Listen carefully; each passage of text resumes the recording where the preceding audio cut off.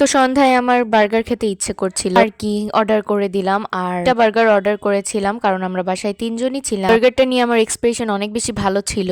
বার্গারটা দেখতেও খুব বেশি সুন্দর ছিল, কিন্তু যখন আমি এটা খেলাম গাইজ আমার মন পুরা ভেঙে গেল। খুবই বাজে ছিল খেতে, একদমই বার্গার মনে হচ্ছিল না। সো যে এখানে শুধু সস আর হচ্ছে কয়েক টুকরা চিকেন ছিল। এটা এক একটার প্রাইস ছিল 70 টাকা করে, আর 30 টাকা বাড়িয়ে আমি টেস্টি ট্রিট থেকেই আনাতে পারতাম। বাট এটা আমি ট্রাই করতে চেয়েছিলাম আর আমার এত খারাপ লেগেছে এটা খেয়ে, একদমই মজা ছিল না, কোনো ফ্লেভার ছিল না আর কি। এটা শেষ করে দেন আমি চলে আসি পিঠা খেতে। আর এই পিঠাগুলো হচ্ছে আমার বাবা বানিয়েছে। পারতেছো পিঠাগুলো কত বেশি কিউট আর কত বেশি সুন্দর হয়েছে। আর এই পিঠার সাথে ছিল হচ্ছে আমাদের মোরগের মাংস। এর মধ্যে গরম গরম পিঠা আর চিকেন থাকলে আর কি লাগে বলো। পিঠাটা অনেক বেশি সুন্দর হয়েছিল আর খেতেও অনেক বেশি মজা হয়েছিল। এটা অনেক বেশি কিউট হয়েছিল, যেগুলো বাটির মতো দেখতে।